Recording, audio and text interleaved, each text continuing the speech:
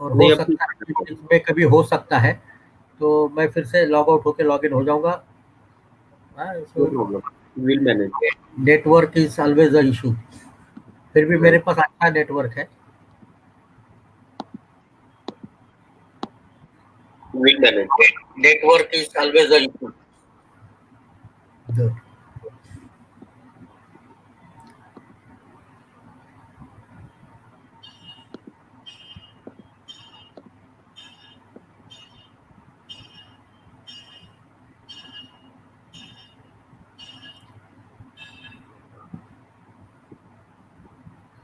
Right.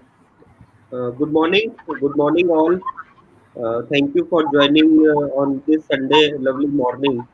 And today, आज हमारे platform पे we are very much lucky and first time we have Nadi Guru Acharya Vaidya Sanjay Kumar sir with us. So thank you so much.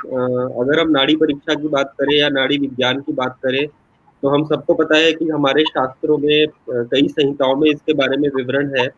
And आज हम इसके बारे में detail में Sanjay sir से जानेंगे। लेकिन अगर मैं मॉडर्न टाइम्स की बात करूं या आज के डेट में अगर हम बात करें और उसमें अगर हम फादर ऑफ मॉडर्न नाड़ी विज्ञान का टाइटल देखें, तो Sanjay Kumar sir and Vaidya Sanjay Kumar sir ने इतना काम किया है जितना इसके ऊपर ही इज डूइंग एग्जॉस्टिवली। कितने ही इवेंट्स, कितने ही सेशंस, आई थिंक हम काउंट भी नहीं कर सकते इतने सेशंस सर ने नाड़ी विज्ञान के ऊपर किए हैं। सो इनको फादर ऑफ मॉडर्न नाड़ी विज्ञान का टाइटल आई थिंक सुटेबल रहेगा सर के लिए। And we also are very much thankful to Dabur for happening this, making this possible. And we have Dr. Rupesh Vanekar from Dabur. So thank you, Dr. Rupesh, for joining today. And I request all of you, हमारा एक talk रहेगा पहले Sanjay sir का। Welcome welcome. So हमारा talk रहेगा Sanjay sir का, आप लोग क्वेश्चंस अपने पोस्ट कर सकते हैं। First he will deliver the talk and after his talk we will start taking your questions, but feel free to post any queries. We are live right now on Facebook, YouTube, Periscope and on our website, that is indianvadyas.com/webinar. So thank you so much, आप लोगों ने आज Sunday को time निकाला and हमें join किया। And Dr. Rupesh Varnekar is BMS MD, and from last 14 years he is taking care of the medical marketing aspect in Ayurveda. And he has worked in companies like Medicare Wellness, Charak, Jufik Biosciences, and right now he is the regional medical advisor for Dabur, taking care of the Maharashtra and Gujarat region. So doctor Rupesh, हम आपसे request करेंगे, जैसा कि I think हमारे काफी audience already Sanjay sir को जानते हैं, स्टिल इनके बारे में थोड़ा सा एक ब्रीफ इंट्रोडक्शन, इनके बारे में एक प्रोफाइल, एंड उससे पहले थोड़ा सा आप अपने बारे में या डाबर के बारे में बता सकते हैं कि what exactly the vision. And we are again thankful for Dabur because Dabur always supported Ayurveda doctors community. And again मैं इसी नोट पे आपको हैंड ओवर करना चाहूंगा that we are very much lucky today and thank you Nadi Guru Acharya Vyas Sanjay Kumar sir for joining us today. This is a privilege to have you on our platform. So Dr. Rupesh, over to you. Yes, yes. Thank you, Dr. Piyush. So, good morning, all. So, today, on behalf of Dabur India Limited, I, Dr. Rupesh Veranekar, working as a senior regional medical advisor in Dabur India Limited, taking care of Gujarat and Maharashtra belt specially. So, first of all, thanks for giving opportunity to Dr. Piyush, is a founder of IndianVaidyas.com. So, I welcome Nadi Guru Acharya Sanjay Kumar Chajer for this scientific live session on introduction to pulse diagnosis. As rightly Dr. Piyush said that it's a very innovative topic because we have learned very less in terms of pulse diagnosis in our curriculum. So it's a very detailed and scientific approach. We have not as much careful about the pulse diagnosis. So it's the session is really helpful for us, like especially those who are doing Ayurvedic practitioners, Ayurvedic students, as well as Ayurvedic faculties. I also welcome to all Ayurvedic practitioners, faculty, students, and as well as my HO team, field force, those who are attending this webinar. So before going to start, let me introduce our speaker, Vaidya Acharya Nadi Guru Sanjay Kumar Chajer ji. As Dr. Piyush also said that he has done BMS and MD Ayurveda from a reputed institute like Gujarat Ayurveda University, Jamnagar. He has done specialized his practice in Nadi Pariksha. Especially, he has done his MD in Kai Chikitsa in 1990 from the reputed institute like IPGT and RA Jamnagar. As far as his professional experience is concerned, since 1992 he is doing job as a lecturer in Ayurvedic College at Aurangabad, and since 1994 onwards he has developed his own practice. He has a lot of language proficiency like English, Hindi, Marathi, Gujarati. Even he know the foreign languages also. He has received so many awards, like gold medal for being the university topper in the first BMS exams in 1986 batch. Then he has received also gold medal in his MD from Gujarat Ayurvedic University, Jamnagar. Distinction in Charak Sanhita at Pune University. Best Student Award from GS Gune Ayurved Mahavidyalay. Gune Ayurved Mahavidyalay is one of the oldest Ayurved Mahavidyalay in Maharashtra. Then he received Panchakarma Ratna Award by the International Academy of Ayurveda Physicians for the meritorious service in spreading scientific Ayurveda internationally. He has received International Excellence Award also, third International Conference on Ayurveda and Complementary Medicine in Sri Lanka in August 2009. He has a lot of medical activities in various associations, professional experience in medical. He has also running his own medical legal consultancy. Then teacher of Nadi Pariksha, that is pulse diagnosis, mainly invented and conducted regular seminars and webinars in various platforms, various regions. He has organized various national seminars on this pulse diagnosis. And more than, I would like to argue that till now more than 800 doctors as a delegates already attended his workshop. He is regularly doing workshop and his pulse diagnosis because it's not a very easy topic to understand in one session. So the to discuss the more about the credentials of Dr. Sanjay Sajed, we have to take one special webinar. So he has a lot of credentials to discuss.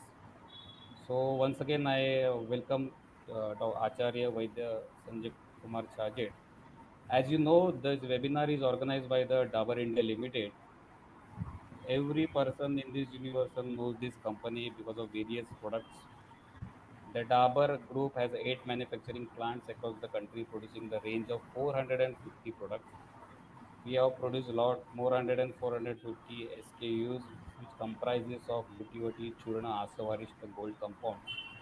And we have a spread across the more than 5,000 distributors and more than 2-3 lakhs physicians are already prescribing Dabur products. Research and development for Dabur is an ongoing process. The company's first R&D laboratory was set up in 1999. So, as far as the quality and efficacy is concerned, every physician acknowledge these brands. So, not wasting so much of time, I would like to welcome Acharya Nadikuru Sanjay Kumar Sajed to deliver his note on pulse diagnosis. I welcome Dr. Sanjay Sajed to go ahead. Thank you, Rupesh Sanjay ji. sir, please. रागादिरोगान् सततानुसक्तान् अशेषकायः प्रसृतान् शेषान् औत्सुक्यमोहारतिजान् जङ्घान् यो पूर्ववैद्याय नमोऽस्तु तस्मै यो पूर्ववैद्याय नमोऽस्तु तस्मै यो पूर्ववैद्याय नमोऽस्तु तस्मै. At the onset, invoking the Lord Dhanvantari to provide me the strength to communicate my subject in understandable ease to all my friends who are present today on this very Sunday morning. Before I start, I must thank Dabur India Limited for providing me this opportunity to interact with the group of doctors associated with Dabur. I am thankful to my old friend Dr. Rupesh.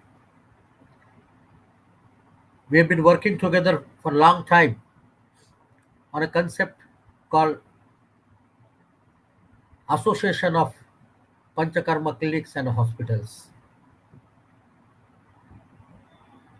Thank you very much, Rupesh ji, for providing my such a wonderful introduction. Though these are some milestones in my life, but I am really doubtful whether I deserve it or not. Though this is my first time to be on this very platform of Indian Vaidyas, I know Piyush ji for a long time now. He has done a wonderful job to make this platform is the world's largest platform of Ayurveda doctors online. And probably with this platform, there are many more things going to happen in near future. We all know that the coming days are going to be of web-based therapeutics, web-based medicines, web-based consultancies, and of course, web-based knowledge sharing.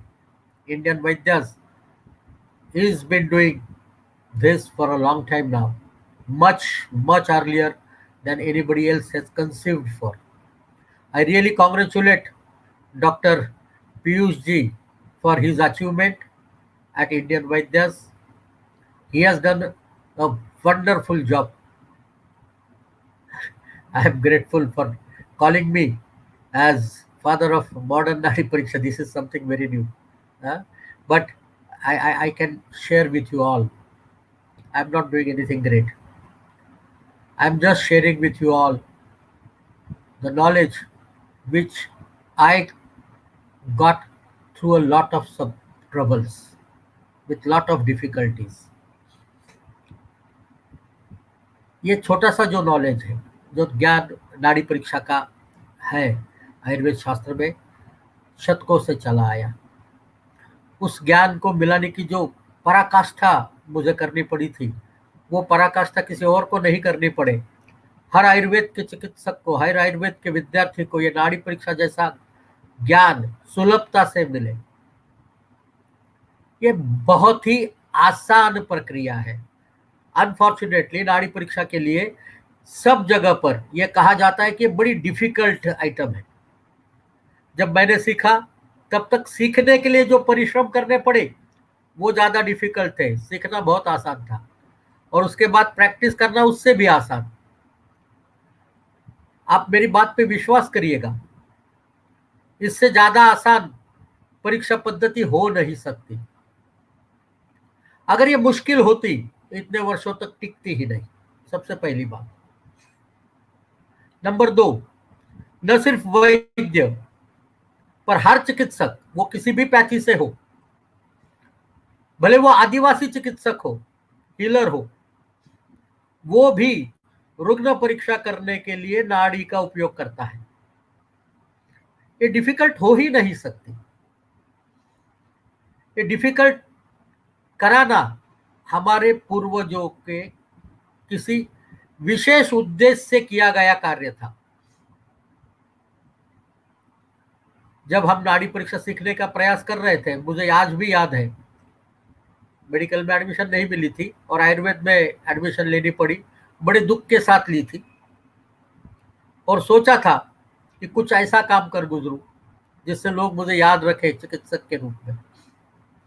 और बचपन से कुछ stories सुन रहे थे उन वैद्यों के बारे में जो बस मात्र नाड़ी पे उंगली रखकर पूरा निदान करते थे। हमने भी यह सोचा कि हम भी एक अच्छा नाड़ी वैद्य बनेंगे। भारत के सबसे पुराने कॉलेज में प्रवेश लिया था मैंने, मेरिट पे मिला था। मैं आयुर्वेद कॉलेज के मेरिट लिस्ट में फर्स्ट था। पर वहां पर कोई चिकित्सक जो हमारे टीचर्स थे वो आयुर्वेद की प्रैक्टिस ही नहीं करते थे, तो नाड़ी परीक्षा करने का तो दूर दूर तक संभावना नहीं थी। जो कुछ शहर में पुराने वैद्य थे जो नाड़ी परीक्षा करते थे, ऐसा सुनने में आया था, उन्होंने पढ़ाने के लिए इनकार कर दिया। वहां से हमने सोचा कि अभी चलो यार, ये ग्रेजुएशन तो पूरा करते हैं। 6 साल यूनिवर्सिटी टॉपर रहे, काफी सारे तमंगे लगाए थे अपने कोट पे, इसमें फर्स्ट, उसमें फर्स्ट, उसमें फर्स्ट, और एक गोल्ड मेडल लेकर पूना चले गए इंटर्नशिप करने। सोचा कि पूना में तो बट नामचीन वैद्य है, उनके पास सीखेंगे। उन्होंने कहा कि आप हमारे विद्यार्थी नहीं हो, आपको नहीं सिखाएंगे। एक बंदे ने तो इतना भी कह दिया कि आप तो बनिए हो, बनिए को नहीं सिखाया जाती है विद्या। अब मेरे नाड़ी परीक्षा के सीखने से मेरे बनिए होने का क्या संबंध था नहीं मालूम, तो कह दिया। हमने सोचा यहाँ नहीं गली है दाल, तो नासिक एक पुराना शहर है जहाँ पर और एक पुराना आयुर्वेद कॉलेज है, वहां पर चले जाए। हमने हाउस जॉब वहां लिया। मॉडर्न मेडिसिन बहुतायत में सीखा। आयुर्वेद की पंचकर्म की विद्या अगर हमने शुरू में सीखी होगी तो वो नासिक आयुर्वेद कॉलेज में सीखी डिटेल में, प्रभु सर के पास। पर नाड़ी परीक्षा सिखाने के लिए वहां के वैद्यों ने भी मना किया। वहां पर बड़े 3-4 बड़े वैद्य थे, बहुत नाम से, मैं नाम नहीं लेना चाहूंगा, किसी को खराब लग जाएगा। बहुत शानदार नाड़ी परीक्षा करते थे, हमने उनको प्रात्यक्षिकतः नाड़ी परीक्षा करते हुए देखा भी था। उन्होंने भी हमें सिखाने को मना कर दिया, क्लास में भी नहीं आने देते थे, आप हमारे विद्यार्थी नहीं हो। हमने सोचा यार यहाँ नहीं तो अभी कौन सा इंस्टीट्यूट में जाके नाड़ी परीक्षा सीखी जाए, तो प्रयास किया। जामनगर बड़ा इंस्टीट्यूट है, भारत का सबसे पुराना और सबसे जानदार पीजी इंस्टीट्यूट माना जाता था। एंट्रेंस दिया गई, भगवान की दया हम पे कभी ज़्यादा ही रही है थोड़ी, और एंट्रेंस में भी फर्स्ट आए, काय चिकित्सा में प्रवेश मिला।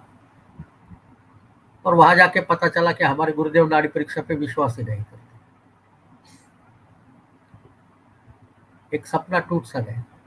पर जामनगर में जाने के 2 फायदे हुए। एक बड़ा फायदा, किताबों का अंबार मिला।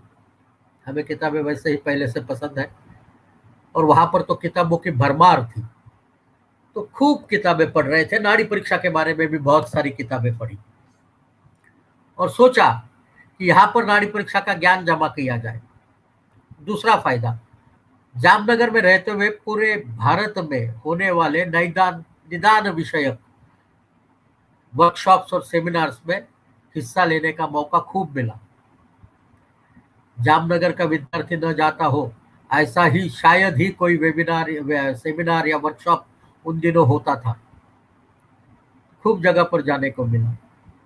वहां भी हम फर्स्ट ईयर में फर्स्ट आए थे, तो यूनिवर्सिटी की तरफ से सुविधा भी मिलती थी जाने आने की, और बहुत सारे नाड़ी परीक्षकों को देखने का, सुनने का, उनके साथ रहने का मौका मिला। तो नाड़ी परीक्षा वहां कोई सिखा नहीं रहा था। मैं एक अनुभव आपके साथ शेयर करूंगा 86 का। मैं वर्ल्ड आयुर्वेद कांग्रेस और योगा एंड आयुर्वेदा वाराणसी में हुआ था, उसमें गए थे 87 जनवरी में। मुझे आज भी वो दिन याद है। और आचार्य बृहस्पति देव वहां पर स्टेज पर नाड़ी परीक्षा करते थे वॉलेंटियर्स की, और बताते थे उन्हें क्या खाया। हमें बड़ा अजीब लग रहा था। हम अपना प्रकृति परीक्षण का सॉफ्टवेयर के साथ गए थे वहां पर, तो वहां पर हमने एक दिन सोचा कि यार इनकी परीक्षा ली जाए। तो सवेरे सवेरे मार्केट में गए, भंग वाली ठंडाई पी ली, 2 कचौड़ियाँ खा गए, एक बड़ा सा अमरूद खा गए। बनारस ठंड के दिनों में बड़ा मजेदार खाने को मिलता है, खूब टेढ़ा मेढ़ा चीज खा पी कर।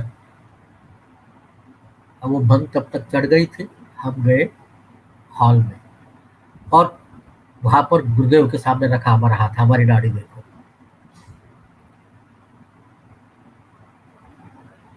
उन्होंने नाड़ी पे उंगलियां रखी और एक ही शब्द में कहा, बच्चे मेरी परीक्षा ही लेनी थी तो इतनी सारी चीजें खा के क्यों आया। और यही क्षण हमारी जिंदगी में बड़ा महत्वपूर्ण क्षण है। इस क्षण ने मेरी नाड़ी परीक्षा के बारे में जो भी गलत सलत धारणाएं थी वो सब हट गई। और ध्यान में आया मेरे कि ये परीक्षा ऐसी परीक्षा विधा है जिसमें सही मायने में आपके बारे में परीक्षण किया जा सकता है। आप क्या कर रहे हो इसके बारे में परीक्षण किया जा सकता है।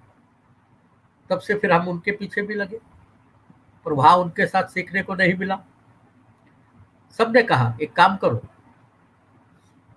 आप हमारे साथ आके रहो, आपका एमडी पूरा करो और उसके बाद हमारे पास आके 2-4 साल रहो, नाड़ी परीक्षा सीख लोगे। हम क्या करते हैं देखो, आप रुग्ण की नाड़ी देखो, समझो। अब ये एक मध्यम वर्गीय बच्चे के लिए उन दिनों एमडी करने के बाद फिर से जाके 3-4 साल बिना किसी वेतन के सिर्फ नाड़ी परीक्षा सीखने मात्र हेतु रहना बहुत ही मुश्किल था। हमने कहा यार इसके बारे में कुछ यंत्रों का अवधारणा करनी चाहिए। अभी तो पता चली गया है कि करते क्या है। ये 3 उंगलियां है, वो रखते हैं, यहाँ पर वात पित्त कफ नाम की कोई प्रक्रिया है, जहाँ पर गति ढूंढी जाती है, सर्प गति, मंडूक गति और हंस गति। इतनी जानकारी तो हमारे किताबों में हमको सिखाई गई थी। काफी सारी चीजें, कुछ बनारस के पीएचडी के थीसिस थे उनके माध्यम से, कुछ किताबें थी उनके माध्यम से, सत्यदेव वाशिष्ठ जी की किताब हमने जैसा इसको निगल गए थे इतनी पढ़ ली थी। तो हमने पीएचडी में एडमिशन ली औरंगाबाद में, वहाँ प्रिंसिपल बने थे कॉलेज के, तो वहाँ पीएचडी के लिए एनरोल किया। Role of artificial intelligence in Ayurvedic diagnosis.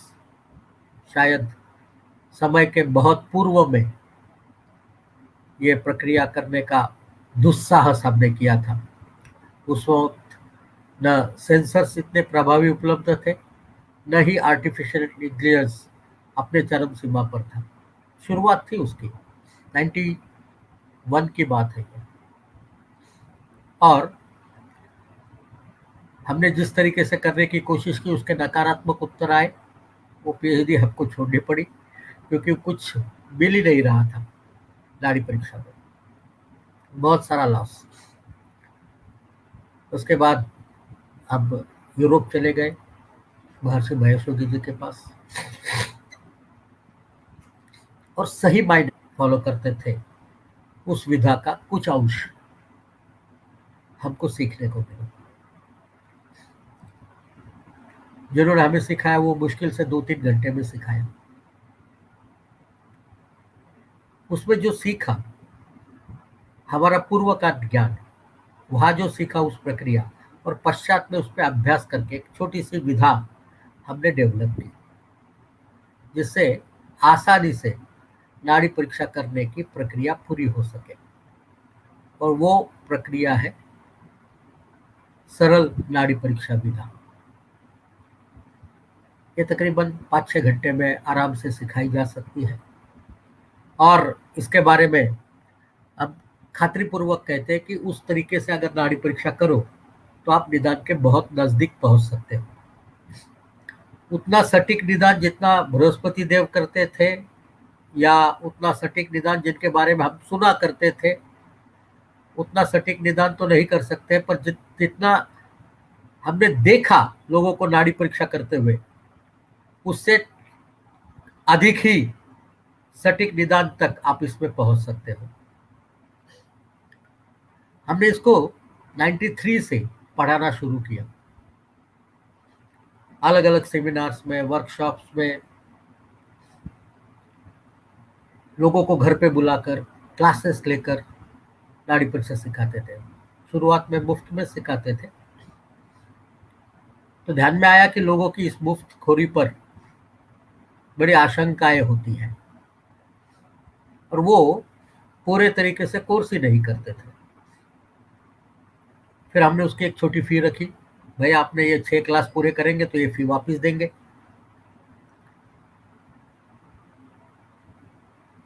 फिर कुछ किताबें लिखी नाड़ी परीक्षा की, छोटी सी पुस्तिका लिखी विधि की,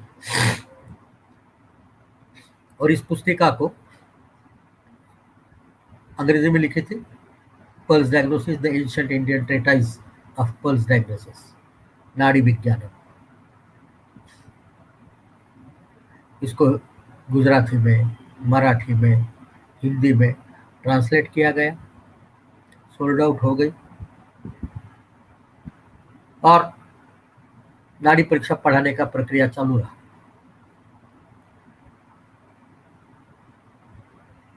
2004 में हमने मुंबई आने का फैसला लिया और 2005 की जो महाप्रलय था मुंबई में, उसमें हमारा घर और दवाखाना दोनों बह गए। 3-4 साल लगे उसमें से उबरने को। मानसिक जो अस्वास्थ्य निर्माण हुआ था उसमें से बाहर आने के लिए हमने अपना सब कुछ खो दिया था उसमें। और फिर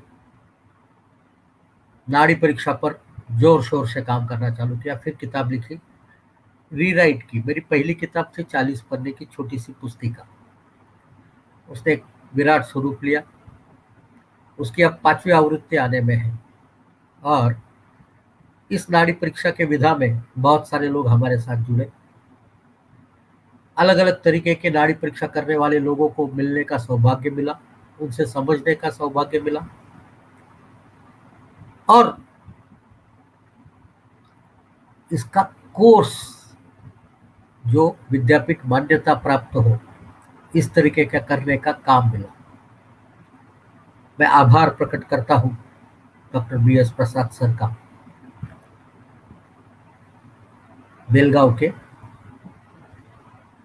KLE के आयुर्वेद कॉलेज के प्राचार्य से और डीन से विद्यापीठ के।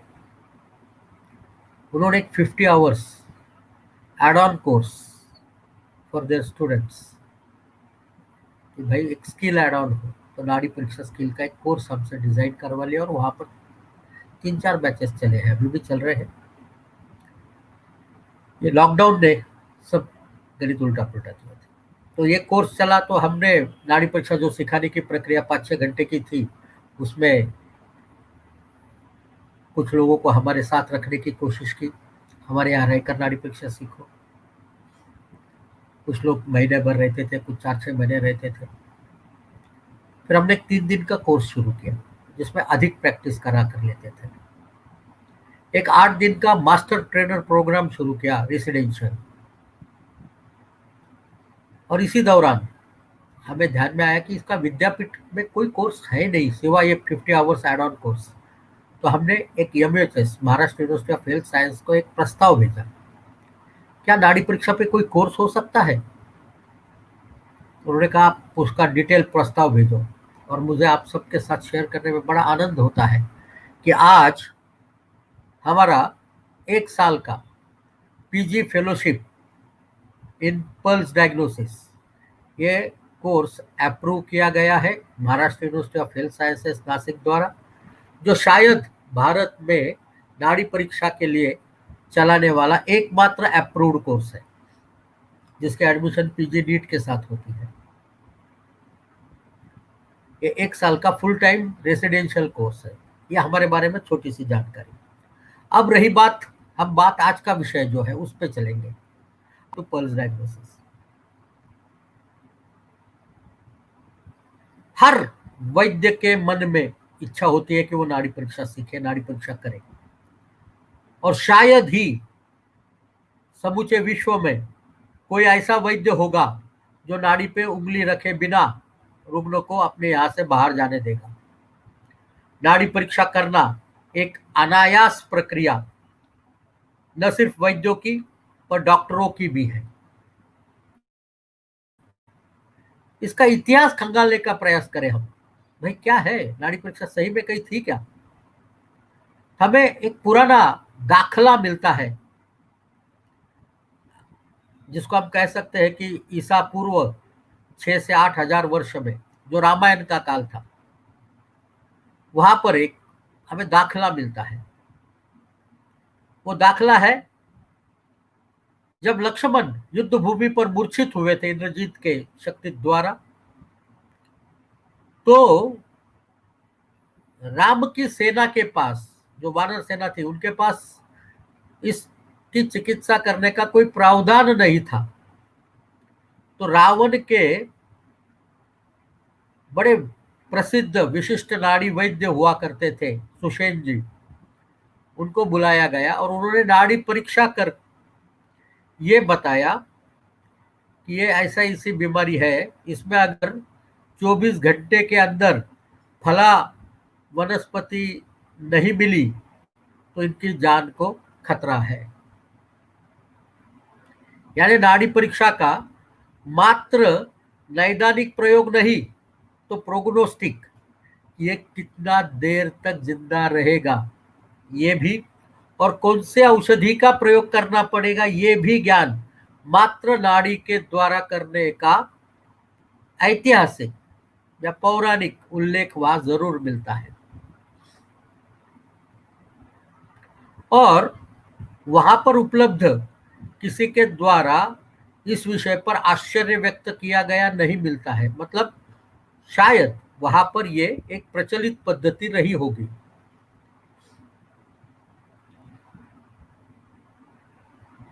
हम आधुनिक वैद्यक का विचार करते हैं। आधुनिक वैद्यक ये गलत शब्द है, मैं पश्चिमी वैद्यक का विचार करते हैं ये शब्द ज्यादा पसंद करता हूं, western medicine. So you find almost 6,000 years ago some references in Greek Roman medicine about one particular class that his heart is not pulsating, his neck artery is not pulsating, it means he is dead. ईसा के पूर्व 6000। और तकरीबन इसी काल में जहां पर अग्निवेश संहिता लिखी गई थी, जिसे आज हम चरक संहिता के रूप में बहुत प्रचलित स्वरूप में जानते हैं, वास्तविकता वो अग्निवेश कृते तंत्रे चरक प्रति संस्कृते है, दृढ़ बोले संपूरित है।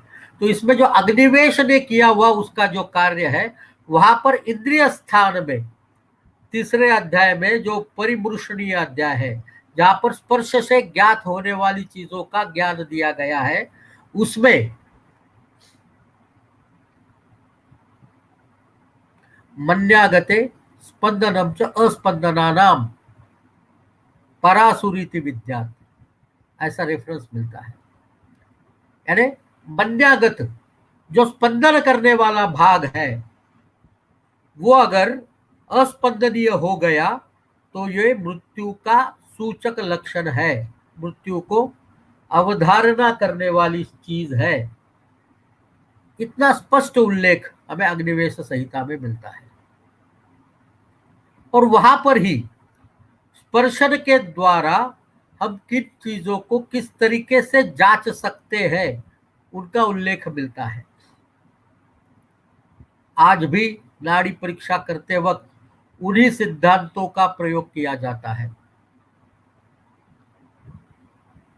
एक अवधारणा है, गलत अवधारणा है, मैं कहूंगा मिथ्या अवधारणा, कि इंद्रिय स्थान सिर्फ अरिष्टों का स्थान है, इंद्रियम अरिष्टम, और यहां पर मात्र अरिष्ट लक्षण बताए गए हैं।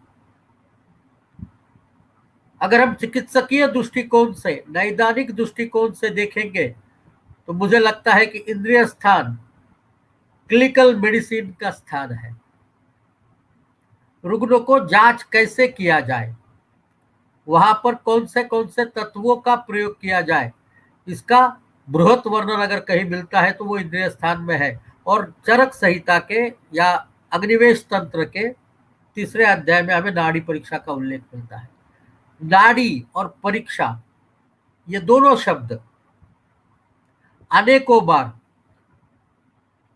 बृहत्त्रयी और लघुत्रयी में आए हैं, परंतु पहली बार इकट्ठा रूप में हमें वो शारंगधर संहिता में मिलते हैं, ईस्वी सन 11वीं से 12वीं शती के बीच में।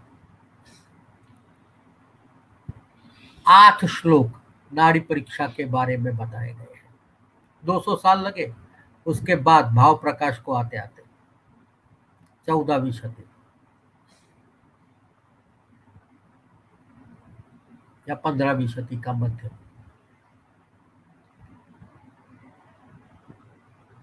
भाव प्रकाश में 15 श्लोक नाड़ी परीक्षा के बारे में। पश्चात काल में अगर हम देखेंगे तो ज्यादा सटीक वर्णन हमें योग रत्नाकर में मिलता है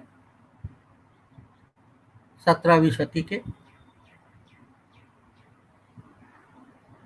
तकरीबन 72 श्लोक नाड़ी परीक्षा के बारे में। अगर ऐतिहासिक दृष्टया देखी जाए तो और दो किताबें बड़ी फेमस है, रावण कृत नाड़ी विज्ञान और कनाद कृत नाड़ी विज्ञान। अब ये रावण रामकालीन रावण था या और कोई था, इसके बारे में बड़ी साशंकता है। हो सकता है कि सुषेण परंपरा के किसी वैद्य ने इसे लिखित स्वरूप दिया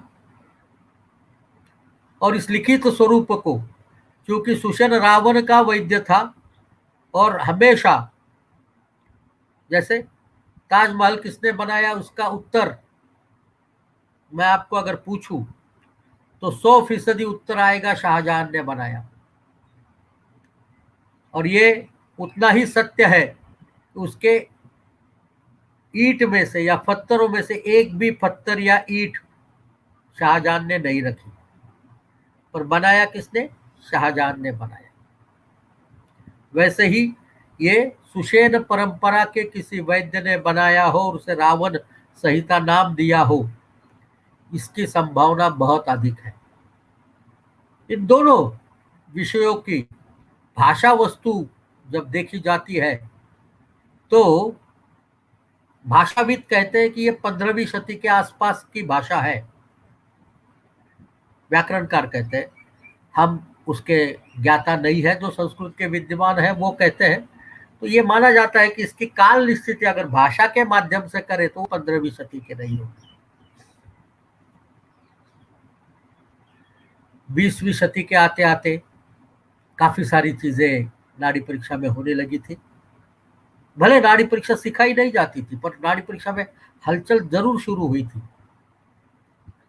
इसी दौरान अगर हम पश्चिमी चिकित्सा क्षेत्र में देखते हैं तो ईसा 131 से लेकर 200 तक गैलन नाम के एक चिकित्सक हुआ करते थे ग्रीक मेडिसिन में, और उन्होंने तकरीबन 18 किताबें वैद्यकीय शास्त्र पर लिखी थी, उसमें से 9 नाड़ी परीक्षा पर थी। और इतनी तीव्रतर थी, उसका ज्ञान इतना profound knowledge was there that it held appropriate till 17th century. Galen was an authority till 17th century in understanding the pulse. Hippocrates में हमें नाड़ी के बारे में कुछ जानकारी मिलती है। इजिप्ट के पिरामिड्स में जो पपायरस मिले उसमें भी पल्स चेक करने के कुछ संदर्भ मिलते हैं। अगर हम मोमेडियन मेडिसिन में देखें जो ईसा 4वीं शतक के बाद प्रगल्भ होने लगी थी, वहां पर भी नब्ज की परीक्षा एक सामान्य परीक्षा है और रुग्ण को नब्ज देखकर ही चिकित्सा की जाना ये वहां की परंपरा है। आज भी अनेकों हकीम भारत के सभी प्रदेशों में और उन मुस्लिम बहुल राष्ट्रों में जहां पर हकीमी चिकित्सा को कार्य करने की परमिशन है, वहां पर नब्ज देखी जाती है। यूनानी मेडिसिन नब्ज से भरा पड़ा है। इसी प्रकार से ये नाड़ी परीक्षा ट्रेडिशनल चाइनीज मेडिसिन का भी हिस्सा है। Pulse diagnosis was very well evolved in TCM, traditional Chinese medicine. वहां पर मेरे ख्याल से पूरे विश्व में अगर नाड़ी परीक्षा का सबसे परिष्कृत, सबसे सही तरीके से पढ़ाने का काम अगर कहीं होता हो तो वो चाइना में होता है। वहां तकरीबन 7 साल का पीजी कोर्स चलता है नाड़ी परीक्षा के ऊपर। इंटरनेट पे कुछ वीडियोस मिलते हैं उनके परीक्षा के जो बड़े अचंभित करने वाले हैं। आप लोगों को देख सुनकर बड़ी हैरानी होगी। The first machine which was created in 17th century, जो हम रोज इस्तेमाल करते हैं आज के तारीख में, that was designed count the pulse counting machine, ये उसका नाम था 17th सेंचुरी में, जिसको हम आज स्टॉप वॉच के रूप में जानते हैं। रोजमर्रा में इस्तेमाल होने वाली चीज है। ये पहली मशीन बनी गई 17th सेंचुरी में। उसके बाद बहुत सारे लोगों ने प्रयास किए कि ये पल्स का ग्राफ निकाले, प्लेथिस्मोग्राफ, और plethysmographs were available in 18th and 19th century. पर ये धीरे धीरे संकल्पना पीछे पड़ी और नाड़ी परीक्षा का डॉक्टरों के हाथ से निकलकर नर्सेस के हाथ में गई।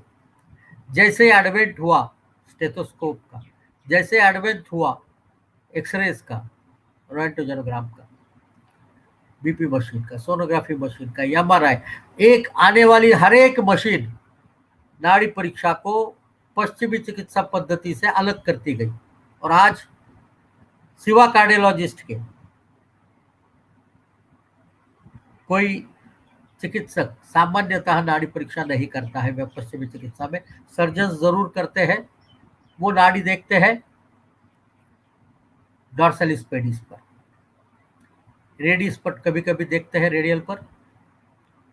डॉर्सलिस पेडिस पर वो जरूर देखते हैं, क्योंकि लोअर एक्सट्रीमिटी की ब्लड फ्लो को अंदाजित करने के लिए अगर कोई परीक्षा सटीक है तो वो है पल्स को देखना डॉर्सलिस पेडिस पर। मैं ये परिभाषा इसलिए इस्तेमाल कर रहा हूं कि मैं जानता हूं यहाँ पर अधिकतम मात्रा में चिकित्सक मौजूद है। ये इंडियन वैद्य का प्लेटफॉर्म है, या वैद्य लोग हैं जिन्होंने ये एनाटॉमी पढ़ी है। आज भी नाड़ी परीक्षा सिखाई जाती है हर एक स्काउट को, हर एक एनसीसी के कैडेट को, हर एक पुलिस के कैडेट को, हर एक आर्मी के कैडेट को, ऑफिसर्स को, सबको जो रेस्क्यूएशन करते हैं, फर्स्ट एड करते हैं, उनको, हेल्थ से संबंधित हर एक अधिकारी को यह सिखाया ही जाता है संबंधित व्यक्ति को कि अगर फर्स्ट एड देना है तो पहले उसकी नाड़ी देखो। पर नाड़ी कहाँ देखी जाती है? तो वो कैरोटिड पे देखी जाती है, गल पार्श्व में, जिसको अग्निवेश मन्या कहता था। और चक्रपाणी उसकी व्याख्या करते हुए कहते हैं कि मन्या का मतलब है गलत पार्श्व। और आज भी अगर कोई व्यक्ति बेहोश पड़ा हुआ मिलता है तो उसके गलत पार्श्व को ही टटोला जाता है, क्योंकि वहां चलती हुई नाड़ी ही हमारे जीवित का साहचर्य को दर्शाती है। Pulse was always understood as an expression of the heart, क्योंकि हृदय के चलने मात्र से ही नाड़ी का उद्भव होता है। अगर हृदय चलना बंद करे तो नाड़ी नहीं चलेगी। और ये बहुतायत में सबको मिलिनियाज से याद है, मिलिनियाज में सहस्त्रों वर्षों से ये पता है कि हृदय से ये नाड़ी संबंधित है। अगर नाड़ी चलती है इसका मतलब हृदय चल रहा है, इसका मतलब वो व्यक्ति जीवित है। और हृदय की क्रिया को समझने के लिए नाड़ी का प्रयोग यह अक्सर किया जाता था। चूंकि कैरोटिड आर्टरी हृदय की सबसे नजदीक वाली पाल्पेबल आर्टरी थी, तो वहां पर हृदयस्थ होने वाले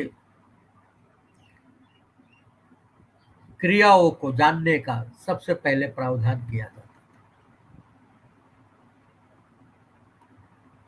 हमें ये जानना पड़ेगा ये हृदय, it's an expression of the heart, मतलब क्या।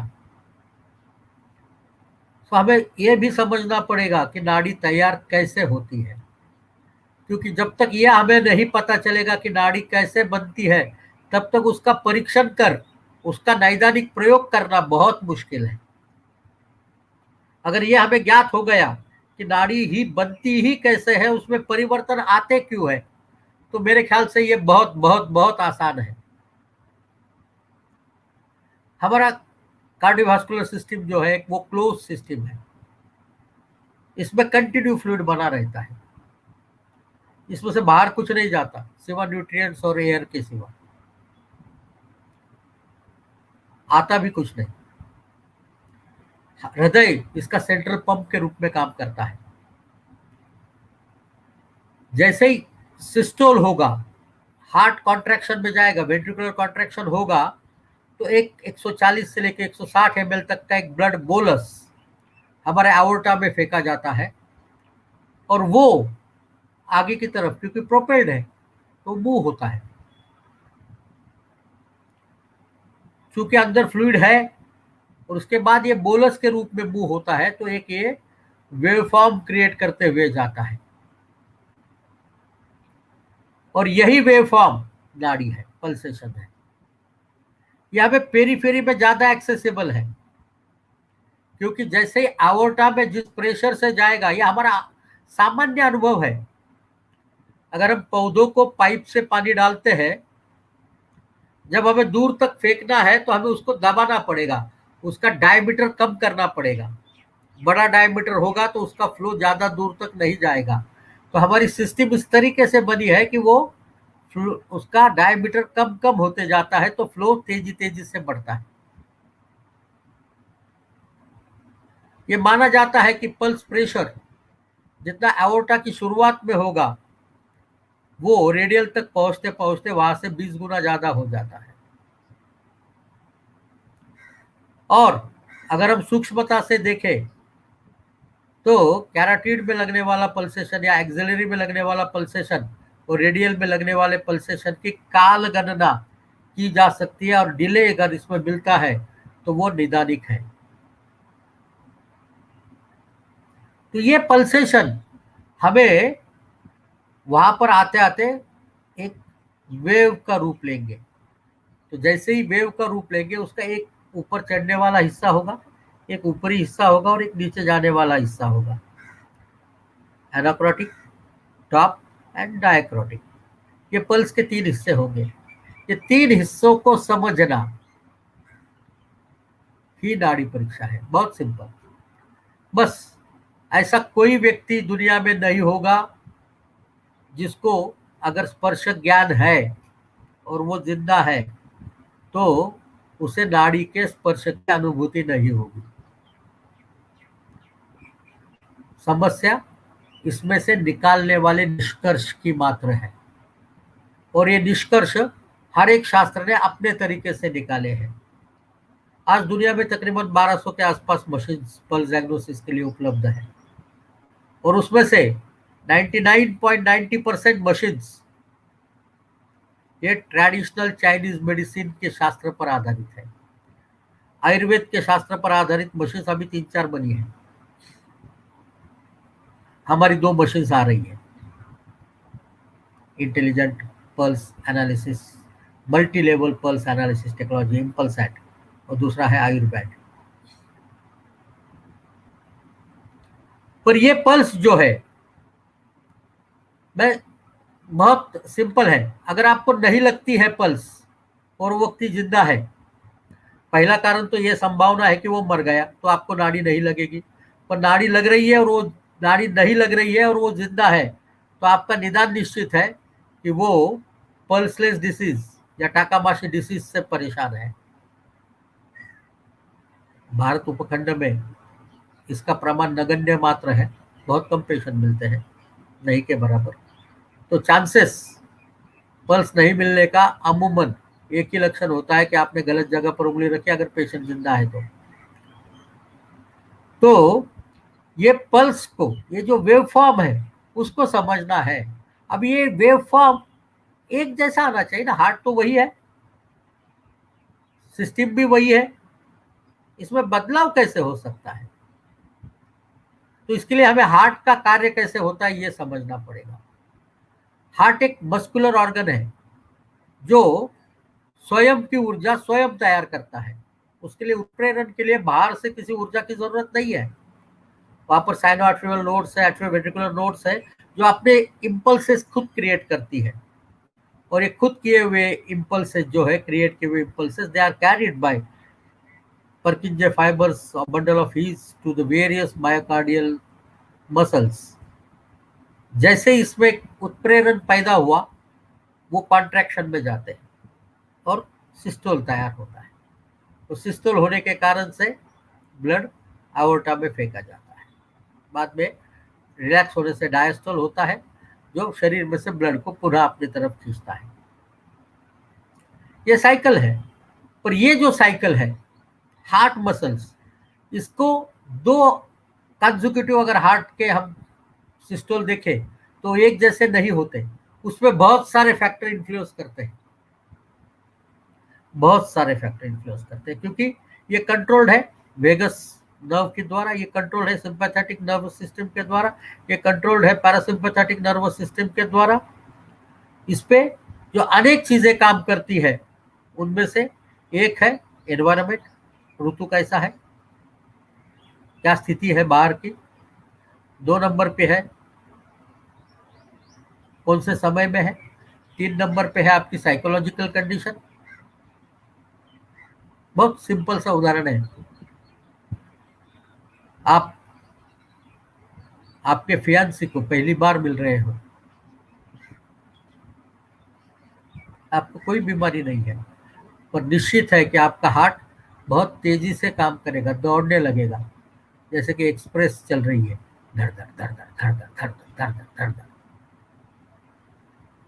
किसी कारण से आप अचानक डर गए हो, सेम परिस्थिति, पर प्रेम से होने वाली धड़धड़ में और डर से होने वाली धड़धड़ में फर्क होगा। आप भूखे हैं, फिर से तेज चलेगी। आपको बुखार आया, तेज चलेगी नाड़ी। आपको लूज मोशंस हुए, नाड़ी तेज चलेगी। बहुत सारे फैक्टर है जो इन्फ्लुएंस करते हैं, वो साइकोलॉजिकल है, एनवायरमेंटल है, आपका फूड है। प्रयोग करना है तो आप कभी किसी अच्छी तीखी मिर्ची को 2-4 मिर्ची चबा जाओ, आपकी पल्स पहले देखो और बाद में देखो, आपको पता चल जाएगा कि फूड कैसे इम्पैक्ट करता है। आपको मिठाई पसंद है तो आपकी पसंद वाली मिठाई थोड़ी छक्कर खाओ, आपको पता चलेगा कैसे बदलाव होता है। अच्छा खाना खाने के बाद बड़े ग्लास भर के, पंजाबी ग्लास भर के लस्सी पी जाओ, आपको नाड़ी में पता चलेगा कि क्या बदलाव आप में हो रहा है। तो ये नाड़ी में बदलाव होना, इसके लिए ये sympathetic, parasympathetic, vagal nervous system, environment, food, diseases, everything works in tangent, एक साथ काम करती है, और इसके कारण से हार्ट की मूवमेंट बदलती है। अब हार्ट की मूवमेंट बदलती है, ये मूवमेंट बदली हुई हमें नाड़ी में बदलाव के रूप में दिखती है। हार्ट की संरचना में बदल हो गया, आपके वॉल्स खराब हो गए, आपका मायोकार्डियम खराब हो गया, परिणाम आपको नाड़ी में दिखेगा। आपकी वहन करने वाली आर्टरी खराब हो गई, परिणाम आपको नाड़ी में दिखेगा। आपका नर्वस सिस्टम खराब हो गया, परिणाम आपको नाड़ी में दिखेगा। यानी ये मोस्ट इन्फ्लुएंस्ड ऑर्गन है, तो वहां पर नाड़ी देखी जाती है। तो दुनिया में कहीं भी जाओ आप, पुराने से पुराने, मेरे पास कुछ चित्र है जो ईसा 8वीं शती के हैं। बीच में एक एग्जीबिशन लगा था ब्रिटिश म्यूजियम के द्वारा, मुंबई में आया था वो, तबीयत। ये हेल्थ ट्रेडिशन के बारे में एक एग्जीबिशन था, उसमें बहुत सारे 800-900 साल पुराने कुछ चित्र थे नाड़ी परीक्षा करते हुए, और ये चित्र वहीं पे नाड़ी करते हुए दिखाते थे जहां पर हम लोग नाड़ी परीक्षा करते हैं। आज भी भले सर्जन्स या डॉक्टर्स हॉस्पिटल में डॉर्सलिस पेडिस से नाड़ी परीक्षा करते हो, पर जब रुग्ण ओपीडी में आता है, रुग्ण की पहली बार जांच होती है, तब नाड़ी परीक्षा के लिए वो रुग्ण अपना हाथ ही डॉक्टर के सामने करता है, और डॉक्टर भी अपने 3 उंगलियों के द्वारा उस हाथ की परीक्षा करता है। सोचो कि कोई रुग्ण आपके सामने आके बैठे, अपने जूते निकाले और अपना पाँव आपके मुंह पर रखे और कहे, टेबल पर मुंह के सामने रखे और कहे कि डॉक्टर साहब नाड़ी परीक्षा करो। सोचना भी आपको नागवार गुजरेगा, you will be definitely felt insulted, क्योंकि इस तरीके से कभी होता नहीं है। हमारे जहन में नाड़ी परीक्षा कहते ही अंगुष्ठ मूल की ही नाड़ी परीक्षा करने का प्रावधान दिमाग में आता है। इतना ये नाड़ी परीक्षा हमारे मन में, खून में बस रसी बसी है। इट इज डीपली इंसर्टेड कि नाड़ी परीक्षा करनी मतलब रिस्ट पर करनी है। अब मैं आप सबको एक बड़ी सौगात वाली बात बताता हूँ। आप अगर सूर्योदय रोज सवेरे उठकर देखते हो तो आपको एक चीज ध्यान में आएगी कि आपका सूर्योदय एक ही स्थान पर रोज नहीं होता, वो एक अलग अलग जगह पर, उत्तरायण से दक्षिणायन के बीच में, दक्षिणायन से उत्तरायण के बीच में अलग अलग जगह पर होता है। पर अगर आप एक जगह से देखने के प्रयास करोगे, आपका कैंपस लगाकर देखोगे तो कंपास में तो ईस्ट एक ही बताएगा, पर यहाँ पर तो ईस्ट रोज बदलती है। वैसे ही नाड़ी भी अपना स्थान रोज बदलती है। उस सटीक स्थान को ढूंढना, ये नाड़ी परीक्षा 50% करने का कारक है। नाड़ी परीक्षा अगर आपको करनी है तो नाड़ी परीक्षा का स्थान सटीक रूप से ढूंढना चाहिए। आपके साथ शेयर करता हूं ये नाड़ी परीक्षा को कैसे देखते हैं। आपका हाथ इस तरीके से रखिएगा, फोल्ड करिएगा।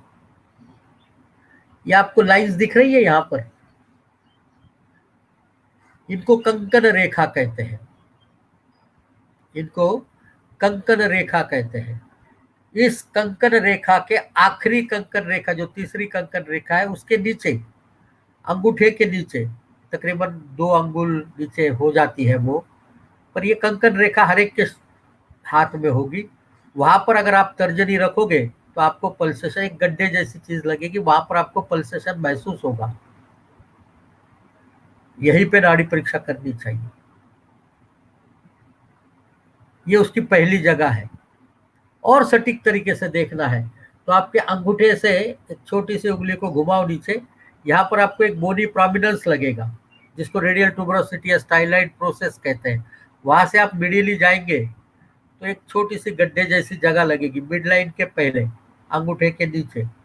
वहां पर आपको पल्सेशन मिलेगा। नहीं मिला तो थोड़ा सा नीचे की तरफ जाकर आपने पल्सेशन को आइडेंटिफाई करना है। जहां पल्सेशन मिलेगा वहां ये उंगली रखना 90 डिग्री में, टिप्स का प्रयोग करना। उंगली रखी, दूसरी उंगली और तीसरी उंगली, यहां पर नाड़ी परीक्षा करना। आप अगर उंगली रख के देखते हो, पहले एक उंगली रखिएगा। मैं बहुत सटीक, बहुत सिंपल सी चीज बताता हूं आपको। एक उंगली रखिएगा, उस स्पर्श को अनुभव करिएगा। जैसे ही आपने स्पर्श को अनुभव किया, उसको रिकॉर्ड करिएगा दिमाग में, किस तरीके का स्पर्श आ रहा है। अब एक छोटा सा प्रयोग जो आपको नाड़ी परीक्षा की सटीकता बताएगा। उसके बगल में दूसरी उंगली रखिएगा, सट कर कोशिश करिएगा कि उसी उतने ही डेप्थ पर आप जाओगे। देखो पहले उंगली का स्पर्शन में कुछ बदलाव हुआ, जो पहले आ रहा था जब अकेले रखकर, उसमें बदलाव होता है। और ये बदलाव हो रहा है कि नहीं, ये महसूस करो। आपको महसूस सिर्फ इंडेक्स में करना है। भले दूसरी उंगली रखो, अब उसके बाद तीसरी उंगली उसके पास रखो। आपको इंडेक्स के स्पर्शन में बदलाव महसूस होगा। और यही कारण है कि यहाँ पर नाड़ी परीक्षा 3 उंगली के की जाती है। एक उंगली से नाड़ी परीक्षा करेंगे, आपको ये आधा आधा अधूरा ज्ञान मिलेगा। 2 उंगली, 3 उंगली, तीनों उंगली को रखना चाहिए और तीनों उंगली को एक प्लेन पे रखना चाहिए। आगे पीछे इस तरीके से नहीं रखना चाहिए। इसको तीनों को एक लाइन में लाइए और एक लाइन में रखिएगा। नंबर 2, अभी आपकी तीनों उंगली एक लाइन पे इस जगह पर रखो। क्यों रखना है पता है? ये शरीर की मोस्ट सुपरफिशियल आर्टरी है। It is the only subcutaneous artery of the body. Only subcutaneous, दिमाग में रखिएगा। क्या एनाटॉमिकल नॉलेज रहा होगा उन लोगों का आज से 8,000 10,000 साल पहले, जब नाड़ी परीक्षा करने की बात रही, उन्होंने इसी जगह का उपयोग किया। और इसी जगह को अगर हम आज एनाटॉमिकली देखते हैं तो this is the only subcutaneous artery of the body, the most superficial artery of the body. और उसके साथ में अगली चीज ध्यान में रखिएगा, ये लोअर 1/3 में सबक्यूटेनियस है, पीछे वाले 1/3 में 2/3 जो एरिया है हमारे एल्बो से लेकर आगे आएगा, वहां तक ये डीप है। वहां से सुपरफिशियल फेशिया को पियर्स कर ये आर्टरी ऊपर आती है, सुपरफिशियल बनती है और रिस्ट में जो बैंड्स है उनमें पकड़ी जाती है। और उसके नीचे से, एग्जैक्ट नीचे से flat surface of radius bone है। अगर आप एक कोशिश करेंगे रेडियल आर्टरी को मूव करके देखिए, ये मूव नहीं होगी, क्योंकि ये टाइड अप है between the two fibrous bands. One is superficial fascia and other is the wrist band. ये दोनों जगह पर अच्छी पक्की बंधी गई है, तो हमें एक स्ट्रेट लाइन में ये आर्टरी मिलती है। हमें नाड़ी परीक्षा करने के लिए तकरीबन 40 mm जगह की आवश्यकता है। ये 3 उंगलियों के बीच वाली जो जगह हम गिनते हैं तो वो 40 mm की है, किसी की 38 होगी, किसी की 42-43 होगी, एवरेज 40 mm। तो ये 40 mm की जगह एक स्ट्रेट लाइन में मिलने वाली, जिसमें आर्टरी घूमती नहीं है, इधर उधर हिलती नहीं है, बंधी हुई है, और साथ में ये सबसे सुपरफिशियल है, बीच में कोई अड़चन नहीं है क्योंकि ये सबक्यूट है। ऐसी जगह हमें रिस्ट के नीचे मिलती है, इसलिए अंगुष्ठ मूल्य नाड़ी चेक करना ये एनाटॉमिकली मोस्ट लॉजिकल है। मैं आपको एक सजेशन करूंगा, इस उंगली पर, यहां पर आप आपकी उंगलियां रखिएगा, इस same artery, the tube is same, उसमें से ब्लड फ्लो कोई अलग अलग जगह से ब्लड फ्लो नहीं आ रहा है, ना कहीं जा रहा है, इसमें यहां पर कोई ब्रांचेस भी नहीं है।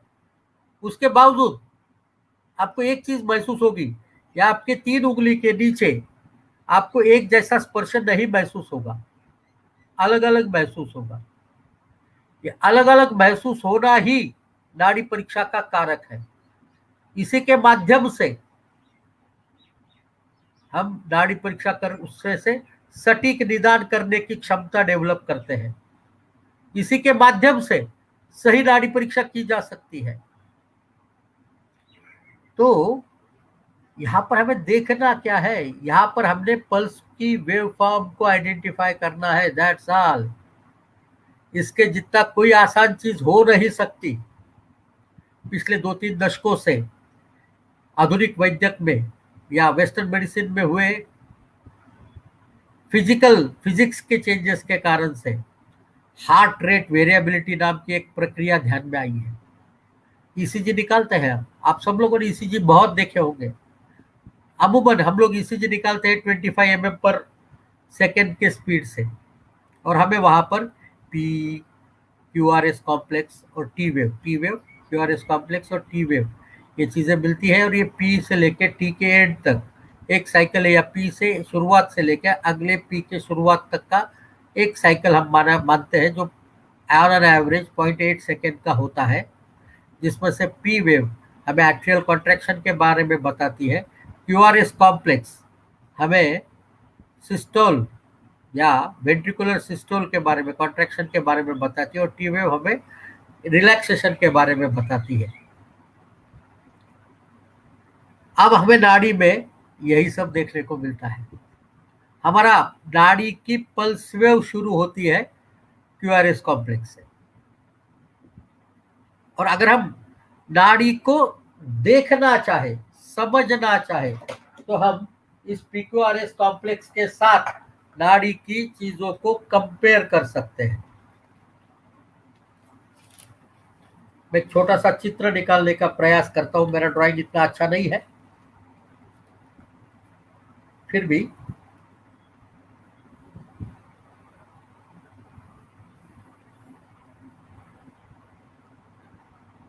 ये पी वेव है,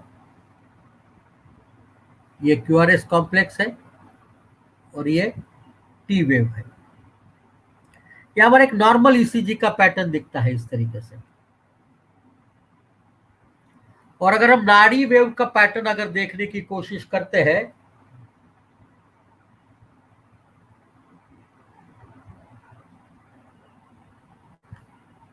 वो इस तरीके से मिलता है।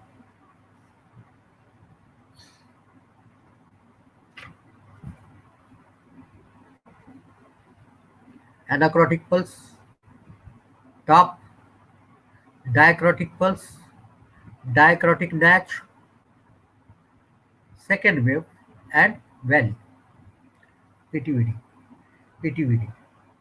जैसे पीक्यूआरएस है वैसे ही पीटीवीडी कॉम्प्लेक्स हमें नाड़ी में मिलता है। और ये पीक्यूआरएस में एक चीज देखी गई कि ये जो आर वेव है, 2 कंसेक्यूटिव आर वेव्स में जो डिफरेंस है वो अलग अलग होता है। पी का, क्यूआरएस कॉम्प्लेक्स का, टी का, इसके बीच वाले डिस्टेंस का भी हर एक में वेरिएशन होता है। ये मानवीय आंखों को सामान्यतः रूप से देखने की कोई संभावना नहीं थी। जिस स्पीड में ईसीजी निकाला जाता है उस स्पीड में, पर जैसे ही डिजिटलाइजेशन हुआ, मशीन लर्निंग शुरू हुआ और आर्टिफिशियल इंटेलिजेंस यानी कृत्रिम प्रज्ञा का प्रयोग होने लगा, तो ये जितना चाहे उतना एक्सपांड करते आने लगा और उसका एनालिसिस करते आने लगा। और दो चीजें ध्यान में आई कि there is a condition called heart rate variability. Every single heartbeat is different from the next heartbeat. और ये एडेप्टेबिलिटी होना ये ह्यूमन है, नेचुरल है, नॉर्मल है। और पहली चीज ये मार्क की गई, if there is no HRV, heart rate variability नहीं है, तो वो निश्चित रूप से स्ट्रेस के अंडर है। अगर कोई पर्सन स्ट्रेस्ड में हो तो उसके हार्ट रेट वेरिएबिलिटी मिनिमाइज्ड होती है। नाड़ी के अनेक कैरेक्टर्स देखे जाते हैं, उसका बल, उसका ताल, उसकी स्ट्रेंथ, उसकी काठिन्य, उसका स्पर्श, और ये सभी नाड़ी की मूवमेंट में दिखते हैं। नाड़ी की मूवमेंट हमें दो तरीके से महसूस होती है, एक तो ऊपर की तरफ आने वाली और एक आड़ी जाने वाली, अपवर्ड एंड ट्रांसवर्स। क्योंकि नाड़ी एक ट्यूब है, वो जब एक्सपांड होती है, जब बोलस आएगा, वेवफॉर्म आएगा, वो सिर्फ एक डायरेक्शन में नहीं जाएगा, वो बॉल है, वो बॉल इस तरीके से भी आगे जाएगा और इस तरीके से भी आगे जाएगा। आपको अगर प्रयोग करना है तो एक कैथेटर में एक छोटा सा बॉल बेरिंग डाल दीजिए, उसको दबाइए, तो आपको पता चलेगा कि ये कैथेटर में सिर्फ अपवर्ड या डाउनवर्ड मूवमेंट नहीं है, तो साइडवेज में भी मूवमेंट है। इसको समझना ही नाड़ी परीक्षा है। और ये परीक्षा कर कर आप हार्ट रेट वेरिएबिलिटी को समझ सकते हो।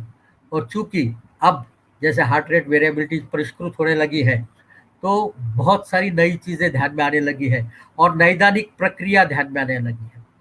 इन दिनों नाड़ी परीक्षा के मशीन्स मार्केट में आने लगे हैं और सब में मशीन लर्निंग और कृत्रिम प्रज्ञा का प्रयोग किया जाता है और नाड़ी के स्पर्श को अलग अलग रूप से देखा जाता है। या तो प्रेशर से देखा जाता है, जिसको हम प्रेशर प्लेथिस्मोग्राफ कहते हैं। दूसरा कॉमन, जो इन लॉकडाउन में हमने सबने महसूस किया, कोई बंदा ऐसा नहीं होगा जो इस यंत्र से अवगत नहीं होगा। अगर आप चिकित्सा से कहीं से भी दूर से संबंधित हो तो ये यंत्र से निश्चित रूप से वाकियात रखते हो। पल्स ऑक्सीमीटर देख रहे हो, इसमें जो ऊपर की तरफ या अभी जब नीचे की तरफ आपको जो दिख रहा है, यह है फोटोप्लेथिस्मोग्राफ। वो येलो लाइन दिख रही है ना, वो मेरे पल्स का ही ग्राफ है। ये पल्स के ग्राफ को फोटोप्लेथिस्मोग्राफ कहते हैं, जो आप आपके कैमरा के लाइट से द्वारा भी देख सकते हैं। तीसरा प्रेशर प्लेथिस्मोग्राफ, उसमें आप आपका जो पल्स हिलती है तो वहां का एयर फ्लो, जो एयर कॉलम है उसको डिस्प्लेस करती है, तो एयर कॉलम डिस्प्लेसमेंट प्लेथिस्मोग्राफ किया जाता है। नाड़ी तरंगिणी नाम का जो यंत्र है वो इसका उपयोग करता है। नाड़ी एक ट्यूब है, इसमें से जब ब्लड फ्लो होता है तो एक आवाज भी होती है, सूक्ष्मतर आवाज होती है जो हमारे कानों को नहीं सुनाई देती है, पर आवाज होती जरूर है। अगर हम अच्छे तरीके का माइक्रोफोन इस्तेमाल करें तो ये भी आइडेंटिफाई किया जा सकता है और इसमें से भी प्लेथिस्मोग्राफ प्लॉट किया जा सकता है। प्लेथिस्मोग्राफ का मतलब है नाड़ी का ग्राफ, इसको प्लॉट किया जा सकता है। यंत्र मिलता है नाड़ी स्वरा के नाम से, नाड़ी का आवाज, ढूंढो उसे, और उसमें से आप एल्गोरिदम डेवलप कर सकते हो और आयुर्वेद के द्वारा क्या परिणाम हो रहे हैं उसको समझ सकते हो। और एक चीज है, इलेक्ट्रिकल इम्पल्स बहता है जिसके कारण से हम ईसीजी निकालते हैं। उसी तरीके से पल्स में से अगर इलेक्ट्रिक इम्पल्स, क्योंकि नॉर्मल ईसीजी के लिए हम हार्ट के आसपास से इलेक्ट्रिकल इम्पल्स लेते हैं और 4 लार्जर लीड्स हम दोनों एक्सट्रीमिटीज पे लगाते हैं, तो इलेक्ट्रिक फ्लो को आइडेंटिफाई करते हैं। यहाँ पर सिर्फ आप नाड़ी के वहां पर, रिस्ट के वहां इलेक्ट्रोड्स लगाकर वहां से प्लेथिस्मोग्राफ आइडेंटिफाई कर सकते हो। इलेक्ट्रोप्लेथिस्मोग्राफी ये वेदा पल्स के रूप में उपलब्ध है। आने वाले दिनों में नाड़ी परीक्षा का यंत्र सहज ही उपलब्ध होगा। हर एक व्यक्ति के पास इस तरीके का बैंड उपलब्ध होगा, इस तरीके के कोई ना कोई दूसरा गैजेट उपलब्ध होगा जिसके माध्यम से आप नाड़ी परीक्षा कर सकोगे। और शायद आने वाले दिन रुग्ण जब हमारे पास आएगा, वो उसका, जैसे हम होल्टर मॉनिटरिंग करते हैं आज, वैसे उसकी पल्स मॉनिटरिंग करते हुए वो प्लेथिस्मो मॉनिटरिंग ग्राफ लेके आएगा। सर ये मेरा लास्ट 24 आवर्स का प्लेथिस्मो मॉनिटरिंग ग्राफ है, मेरे यहाँ पर इसमें तो पित्त बढ़ा हुआ दिख रहा है दिन में ज्यादातर समय, तो मेरे ऐसा क्या हो रहा है जिस समय पित्त बढ़ रहा है और मैं क्या करूं तो पित्त कम कर सकूंगा। ये आने वाला समय हमें देगा। नाड़ी परीक्षा के इंट्रोडक्शन में मेरे ख्याल से आज इतना ही, और आपके प्रश्न होंगे। मैं अपेक्षा करता हूं कि आपके प्रश्न इन सब जगह पर हमें मिलेंगे और इन प्रश्नों के जवाब आपको शायद उत्साहित कर सकेंगे। ऐसे मैं अपने तरफ से कोशिश करूंगा। आपने ये समय, आज रविवार का समय, भारत के उत्तरी भाग में अतिशय तीव्रतर ठंड होने का समय है, ठंडा है, उसके बावजूद आपने समय दिया। पीयूष जी दिल्ली में रहते हैं और दिल्ली में शीत लहर चल रही है ऐसा आप सुन रहे हैं टीवी पे। सभी को पुनः हृदय से धन्यवाद और आपके प्रश्न आमंत्रित हैं।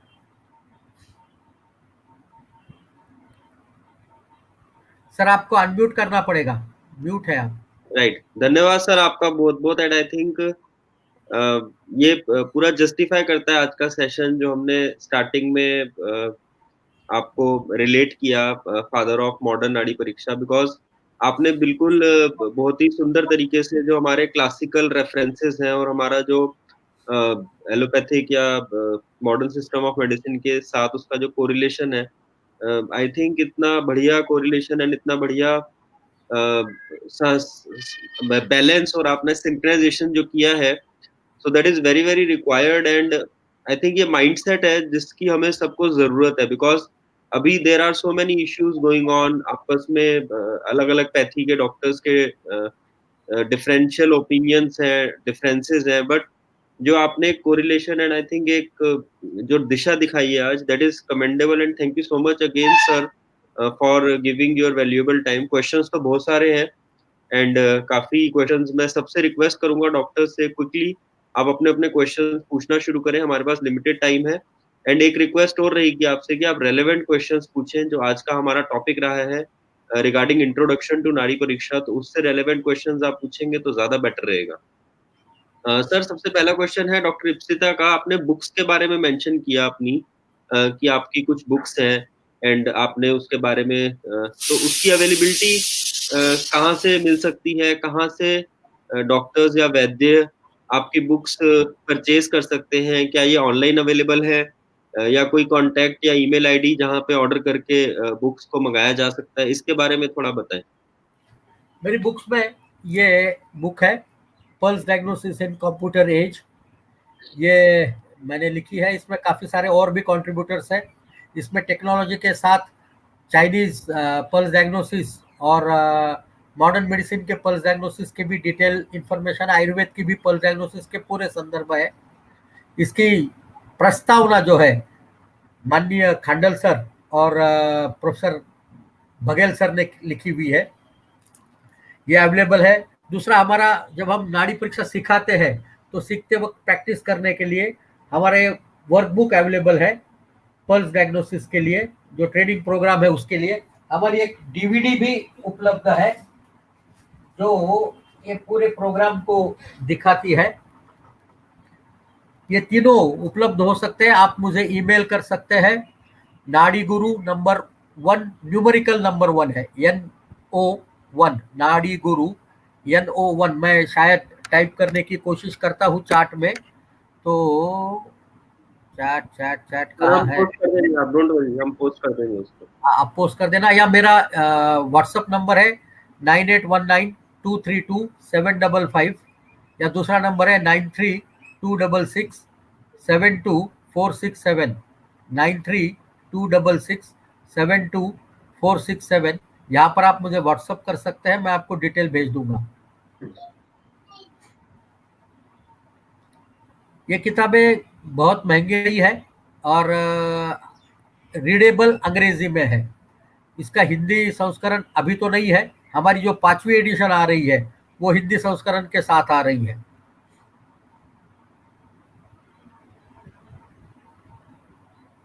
यूट्यूब पे जाएंगे तो नाड़ी गुरु चैनल पर आप जाइएगा, वहाँ पर अनेकों वीडियोस, करीबन 70 के आसपास वीडियोस हमारे उपलब्ध है। हमारा चैनल है, हमारा फेसबुक पेज भी है नाड़ी गुरु नाम से, वहाँ पर भी आप आ सकते हैं। इन सभी जगह पर आप अपने प्रश्न पूछ सकते हैं, तो उसके उत्तर हम देख सकते हैं।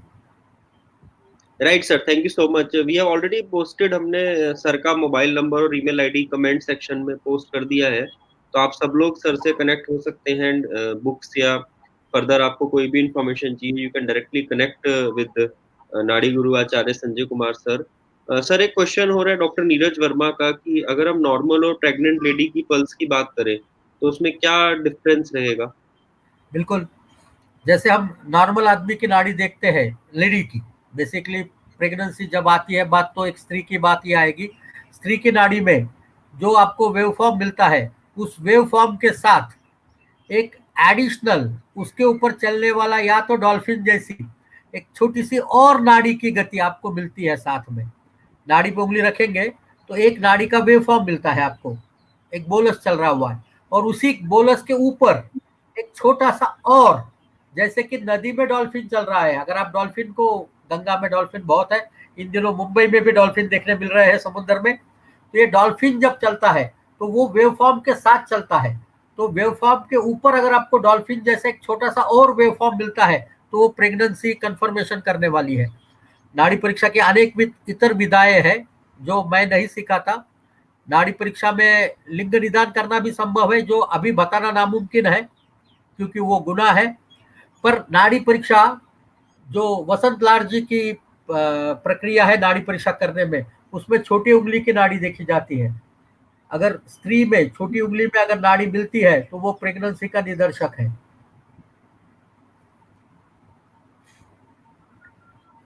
Right sir, thank you so much for this answer. And एक और क्वेश्चन आया है डॉक्टर अभिनय डोगरा का कि कई बार पित्त की नाड़ी नहीं मिलती है, इसका क्या मतलब है सर? उस वक्त आपका अग्नि का कार्य कम हो रहा हो तो पित्त की नाड़ी नहीं मिलती है।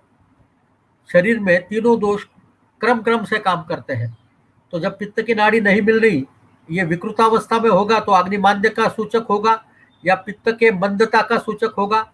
पर अगर वो नॉर्मल नाड़ी है, जिस प्रकार के नाड़ी परीक्षा हम सिखाते हैं उसमें 5 लेवल की नाड़ी परीक्षा सिखाते हैं।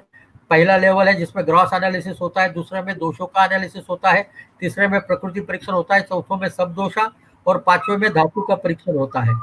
इन परीक्षा में अगर हमें पित्त की नाड़ी दोष की स्थिति में नहीं मिलती है, जो हम सुपरफिशियल में देखते हैं, तो उसका सीधा सिंपल मतलब यही है, अगर वो नॉर्मल अवस्था में तो वहां पर कोई कार्य अभी चल नहीं रहा।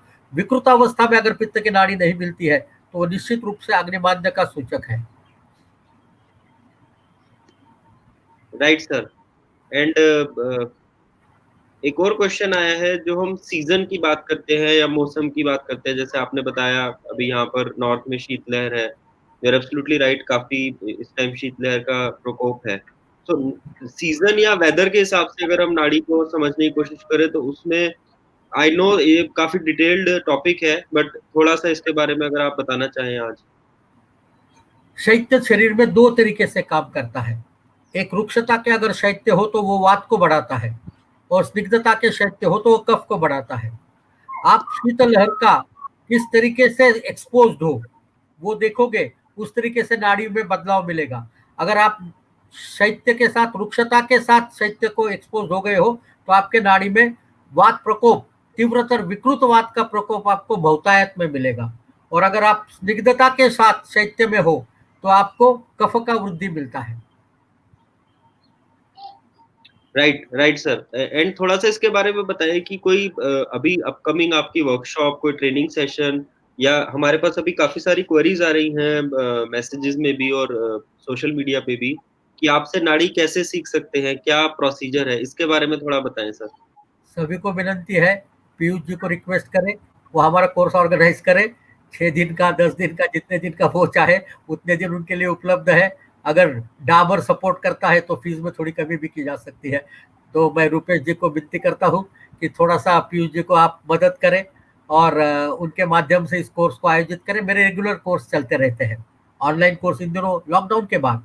लॉकडाउन के पहले तो मैं दर दर भटकता था, और लॉकडाउन के पश्चात मैंने तकरीबन 256 लाइव वर्कशॉप्स किए हैं पिछले 4 साल में।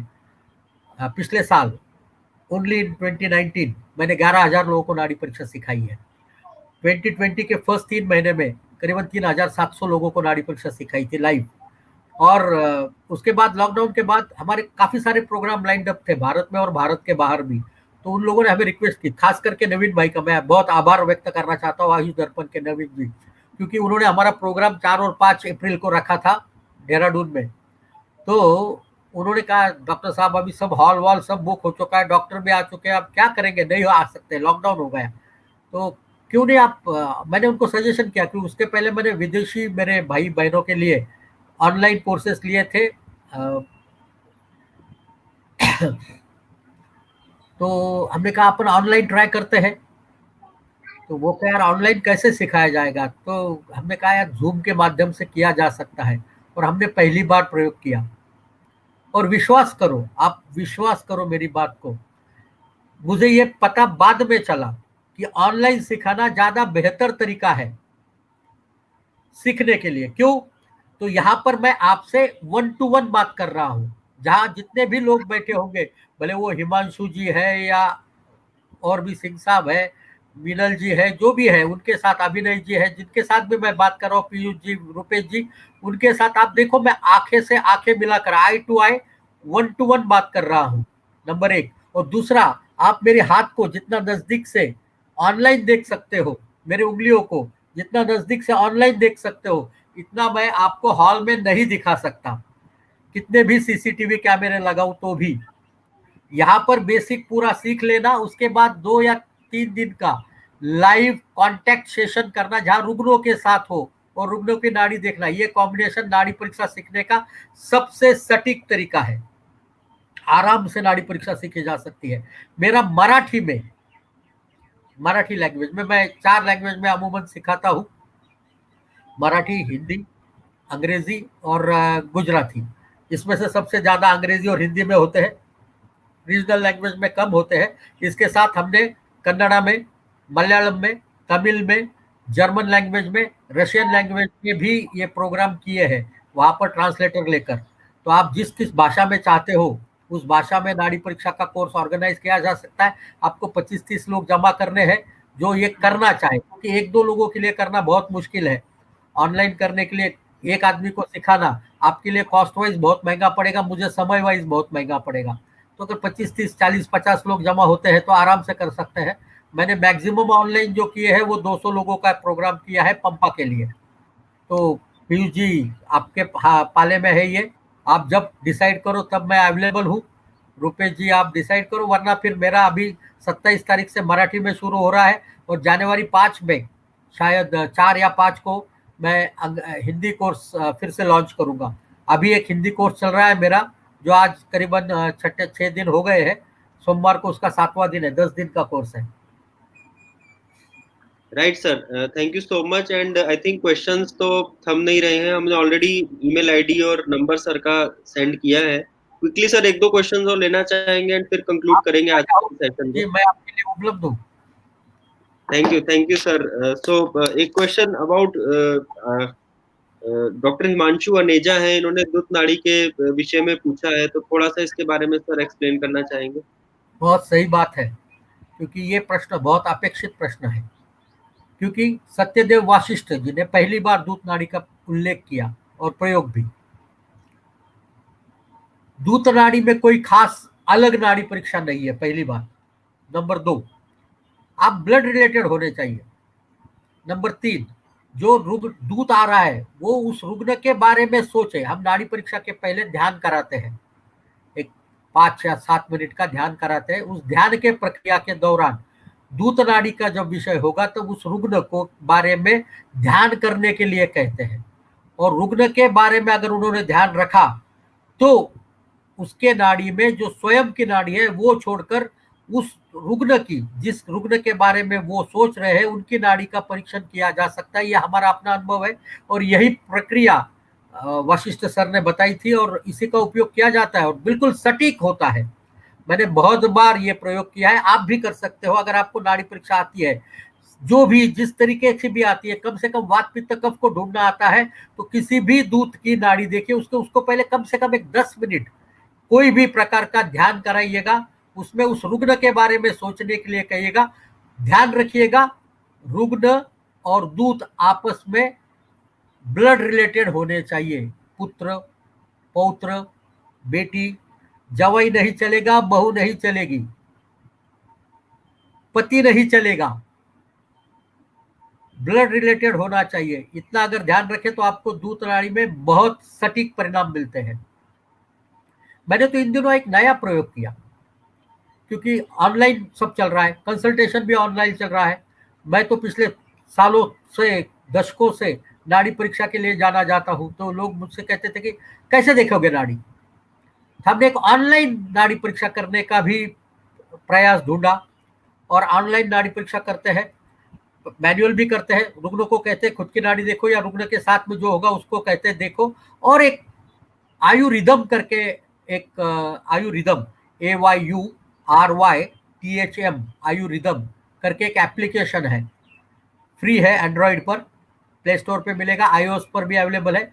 उसमें आप प्रकृति का प्रोफार्मा भरिए, विकृति का प्रोफार्मा भरिए और आपकी स्पर्शन चिकित्सा द्वारा वहां पीपीजी निकाला जाता है, फोटो प्लेथिस्मोग्राफ, आपके स्मार्टफोन के फ्रंट कैमरा के द्वारा। वंडरफुल फेनोमेना, बहुत सटीक तरीके से नाड़ी परीक्षा होती है।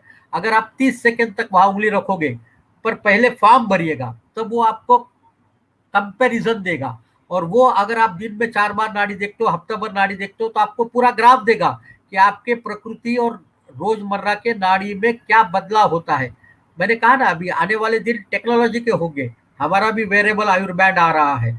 इस तरीके से भी आप ऑनलाइन नाड़ी परीक्षा भी कर सकते हो। Right sir. एंड फाइनली एक दो क्वेश्चंस और लेते हैं। एक डॉक्टर नवीन चौहान है, इनका क्वेश्चन है कि पल्स में डिजीज को कंफर्म करने के लिए इमीडिएट एक्सप्रेशन मोर इम्पोर्टेंट है superficial. So I think doctor Naveen Chauhan, disease के बारे में we can have a detail session, हम जो ट्रेनिंग की बात पीयूष कर रहे जी, हैं। नाड़ी परीक्षा में जी। एक लेवल से कभी भी निदान नहीं करना चाहिए, वो गलती होगी। जब तक आप 500 राइट। लेवल नहीं देखते हो तब तक निदान करना बेवकूफी है, गलत है, करना मत।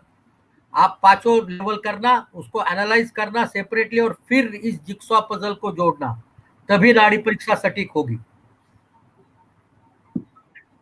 Right sir, absolutely. एंड एक डॉक्टर अभिनय का एक और क्वेश्चन आया है। आई थिंक ये ऑलरेडी नाड़ी परीक्षा के ऊपर एक्सपोजर है थोड़ा इनका। सो इनका ये क्वेश्चन है, नाड़ी के अंत भी कभी नाड़ी मिल सकती है क्या, इसका कोई रिलेशन है सर?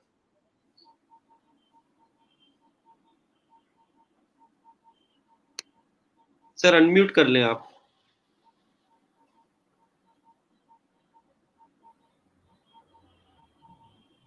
अनम्यूट कर लें सर एक बार अपना माइक ना। म्यूट हो गया आपका माइक।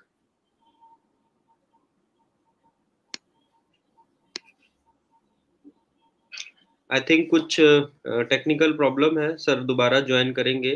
डॉक्टर रुपेश, मीनवाइल थोड़ा सा ये बारे में जानना चाहेंगे, जैसे डाबर के कई इनिशिएटिव्स हैं एंड अभी रिसर्च के बारे में बात आई। सो अभी करंट सिनेरियोज में क्या एस्पेक्ट्स हैं जिसपे अभी रिसर्च वर्क या डाबर का कोई नया एवेन्यू या नया एस्पेक्ट जिसमें Dabur India is doing any research और any forthcoming project is there? Correct, correct. Piyush ji, ऐसा है कि अभी आप जैसे जानते हो कि पूरा वर्ल्ड जो है वो लॉकडाउन के चक्कर में यहाँ पे फिजिकल इंटरेक्शन बहुत कम हो चुका है। तो हमारा पहला इनिशिएटिव है कि जो यूनिक टॉपिक्स है आयुर्वेदा की, क्योंकि यहाँ हमने देखा है कि बीएएमएस में और एमडी में काफ़ी सारी चीज़ें यहाँ पे सिखाई जाती है, जिसमें बहुत सारे कंट्रोवर्सीज है। तो हमने ये इनिशिएटिव लिया है कि पहले ऐसे सब्जेक्ट्स हम लोगों के सामने ये इंडियन वैद्यास के प्लेटफॉर्म के जरिए यहाँ लोगों के सामने लाए, जहाँ पे लोगों को प्रैक्टिकल अप्रोच इन सब चीज़ों का पता चले। क्योंकि क्या है कि बहुत सारी चीज़ें ऐसे हैं, जैसे आयुर्वेद में मतपथांतर बहुत रहते हैं, लोगों को प्रैक्टिकल डिफिकल्टीज बहुत आती है। तो जैसे अभी हमने संजय साजर सर का पहला ही टॉपिक ऐसा रखा है जिसमें लोगों का इंटरेस्ट क्रिएट होगा, क्योंकि चीज़ों को करिकुलम में पढ़ना और चीज़ों को प्रैक्टिकल में इम्प्लीमेंट करना, इसमें काफ़ी ज़मीन आसमान का अंतर है। तो सबसे पहले जो डाबर का इनिशिएटिव रहेगा वो है रहेगा कि नॉलेज शेयरिंग। इस प्लेटफॉर्म के ई प्लेटफॉर्म के ज़रिए लोगों को ज़्यादा से ज़्यादा नॉलेज शेयर करना, ये हमारा पहला प्राइमा फेजिया में फोकस रहेगा। Secondly, as a Dabur we always believe in research development. तो काफ़ी सारी चीज़ें ऐसे हैं जो नए नए मॉलिक्यूल्स हम ला रहे हैं, specially considering the immunity and all part. उसके अलावा ग्रंथोक्त के बहुत सारे प्रिपरेशन है जो ज़्यादा से ज़्यादा लोगों की तरफ लाने की हम कोशिश कर रहे हैं, क्योंकि ग्रंथोक्त प्रिपरेशन भी इतने वास्ट है, जो बहुत सारे वैद्यों को मैंने देखा है एक 15 साल के करियर में, कि बहुत सारे वैद्यों को सारे प्रिपरेशंस नहीं मिल पाती, और ये सारी प्रिपरेशंस को करना भी बहुत डिफ़िकल्ट। तो हम ये प्रयास और रखेंगे कि मैक्सिमम ग्रंथोक्त चीज़ें वैद्यों को मिले, ताकि ज़्यादा से ज़्यादा क्वालिटी प्रैक्टिस हो और पेशेंट को बेनिफिट मिले इसका। Right, right doctor Rupesh, thank you so much. Yes sir please. Sir आपका कुछ वॉल्यूम का इशू है, तो अपना माइक का सेटिंग चेक करें। आपका वॉइस ऑडिबल नहीं है सर। इसको एक बार दोबारा या तो कनेक्ट करके देखें सर माइक को।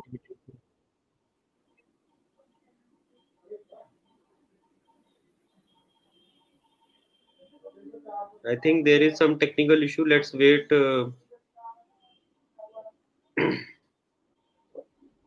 या फिर उनको फिर से एग्जिट करके इन करना पड़ेगा। हाँ, वो आ रहे हैं I think. And definitely doctor Rupesh, as far as Dabur India is concerned, there are so many products we are using right now. स्वर्ण प्राशन में डाबर इंडिया ने अभी काफी वैद्यस एंड डॉक्टर्स को सपोर्ट किया हमारे थ्रू, एंड कई डॉक्टर्स का फीडबैक भी मिला है। अभी इम्यूनिटी के ऊपर जैसे बात हो रही है, तो Swarna Prashan is a very good immunity enhancer.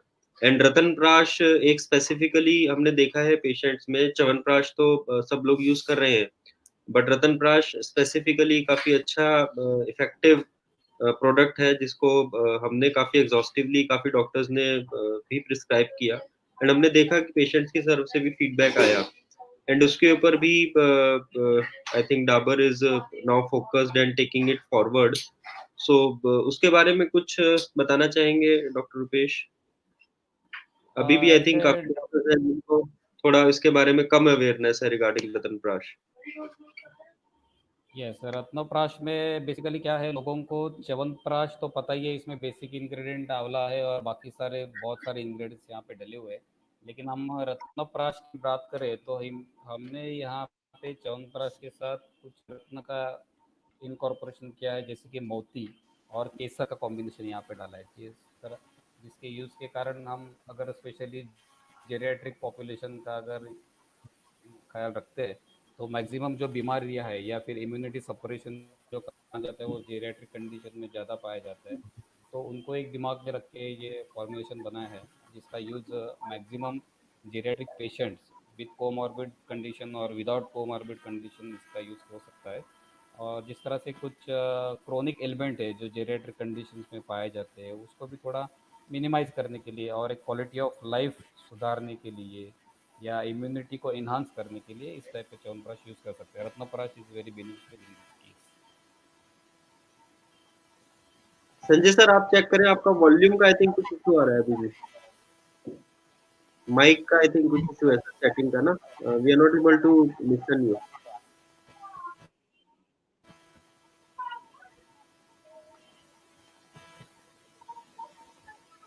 I think let's और एक कंक्लूड बात दिस। मैं बताना चाहूँगा। Doctor Rupesh, you can maybe have the vote of thanks. I think कुछ इशू है सर के वॉल्यूम पे। Yes yes yes. So thank you doctor Piyush ji और thank you doctor Sanjay Chhajed ji. अभी जैसे मैंने अभी रिसेंटली बताया कि Dabur is well known about the all classical preparation having more than 500 product. So ये क्लासिकल के अलावा डाबर के पास बहुत सारी ऐसी पेटेंट एंड प्रोप्राइटरी मेडिसिन भी है जिसका ओन फॉर्मुलेशन हुआ है। We have done lot of clinical trials, specially Mensta जैसा हमारा एक प्रोडक्ट है for the dysfunctional uterine bleeding. ये प्रोडक्ट जो है वो काफ़ी हद तक इसके क्लिनिकल ट्रायल हो चुके हैं, इसका एक्सेप्टेंस बहुत अच्छा है, not only from the Ayurvedic doctors even from the gynaecologist as well. तो ये Stresscom is another flagship brand which contains Nagori ashwagandha 300 milligram which is very useful in the management of stress and insomnia. तो कुछ जैसे product है जैसे Pilocheck है for the management of haemorrhoids. इस तरह से काफ़ी सारे जो पेटेंट एंड प्रोप्राइटरी मेडिसिन है उसके रिजल्ट्स भी काफ़ी हद तक हमें मिल चुके हैं across the country. So this is all about the Ayurveda, and it's my privilege to deliver the vote of thanks for this wonderful e-learning session. And I wish to express our appreciation and gratitude to Acharya Nadiguru Sanjay Kumar Chajed sir for delivering a truly inspiring and enlightening address on the introduction on pulse diagnosis. अगर मेरी As आवाज आ रही है तो Dr. मैं 2 प्रश्नों के उत्तर दे दूं? Yes, आ yes, गया sir, सर, बिल्कुल। परफेक्ट हाँ? परफेक्ट। मैं चाहता हूँ कि ये 2 तो प्रश्न भी अनुत्तरित नहीं रहे। पहली बात जो उन्होंने बिल्कुल पूछी अनुज जी ने, बहुत इम्पोर्टेंट है कि नाड़ी परीक्षा जब हम करते हैं, तो कभी-कभी दूसरी नाड़ी साथ में लगती है। अंत में मैं नहीं कहूँगा इसे, नाड़ी के साथ में ही ये एक वैली जैसा आता है और उसके बाद दूसरी नाड़ी लगती है। ये डायस्टोलिक नाड़ी है और इसको अगर हम अच्छी तरीके से समझने का प्रयास करें तो डमरू नाड़ी के रूप में शास्त्र में वर्णित है और डायक्रोटिक पल्स, ये इसका दूसरा नाम अगर हम वेस्टर्न मेडिसिन के क्लिनिकल मेथड्स के बुक में देखेंगे तो डायक्रोटिक पल्स है। जैसे पल्स वॉल्यूम आपको एक एनाक्रोटिक पल्स मिली, आप टॉप से नीचे आ गए और एक तुरंत before you touch the base एक छोटी सी नाड़ी और मिलती है, इसको वैली के साथ डायक्रोटिक पल्स कहते हैं और ये मिलती है और ये मिलने का कारण है हमें डायस्टोलिक पल्सेशन मिलता है और इसके कारण से ये मिलती है। नाड़ी परीक्षा का समय जो है, नाड़ी परीक्षा का समय आइडियली सवेरे कहा गया है खाली पेट करने के लिए, परंतु परंतु शहरों में जब हम रहते हैं तो ये समय बहुत ही मुश्किल है मिलना। जैसे अभी शीतलहर चल रही है दिल्ली में और मैं सवेरे किसी को 6 बजे बुला लूँ तो शायद ठंड से मर जावे, या मुंबई में मेरे पास किसी को आना हो तो कम से कम 20-25 किलोमीटर का ट्रैवल करके आना है। मेरा नियरेस्ट रेलवे स्टेशन जो है वो 2.5 किलोमीटर है मेरे यहाँ से।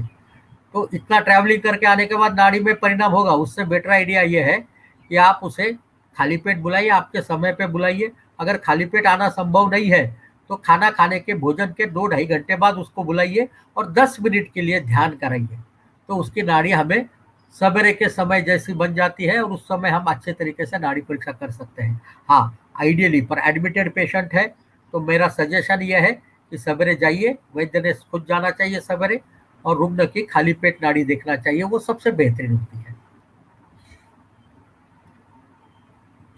आपने मुझे झेला पीयूष जी, मैं आपका धन्यवाद करता हूँ। इतनी बार-बार अरे लॉग आउट करना पड़ा। नहीं सर, नहीं sir, thank you so much. And I think आज के सेशन से हमें ये समझ में आ गया है कि काफी सारे वैद्यस एंड डॉक्टर्स हैं हमारे नेटवर्क में। तो हम जल्दी आपसे बात करके एक स्ट्रक्चर्ड वे में एक ट्रेनिंग प्रोग्राम अपने प्लेटफॉर्म पे लॉन्च करेंगे। एंड आई थिंक क्वेश्चंस तो बहुत सारे हैं लेकिन कुछ रखते हैं बात के लिए भी।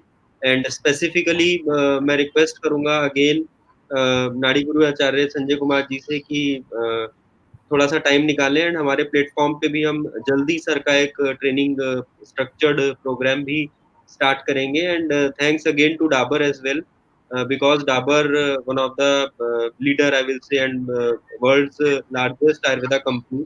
So regular support Dabur करती है सारे initiatives में Ayurveda doctors के लिए and excellent quality products हैं, medicines हैं। So ऐसे ही कंटिन्यू सपोर्ट करते रहे। So thank you doctor Rupesh, thank you नाड़ी गुरु आचार्य संजय कुमार जी। एंड लास्ट में यही कहना चाहेंगे कि ये कोई अतिशयोक्ति या एग्जेजरेशन नहीं है। आज का ये टॉक जिन्होंने लेट अटेंड करना शुरू करा, हमारा फेसबुक और यूट्यूब चैनल पर ये अवेलेबल है, इसको रिवाइंड करके जरूर देखें। बिकॉज फादर ऑफ मॉडर्न नाड़ी विज्ञान वैद्य संजय कुमार सर का एक रिमार्केबल सेशन रहा जिसमें सर ने पूरे के पूरे एस्पेक्ट को एक इंट्रोडक्शन लेवल पे आज डिस्कस किया। सो डेफिनेटली इसको जरूर वॉच करें। Thank you sir. धन्यवाद thank you Piyush, Piyush ji, thank you धन्यवाद संजय रुपेश सर, जी। धन्यवाद, थैंक यू।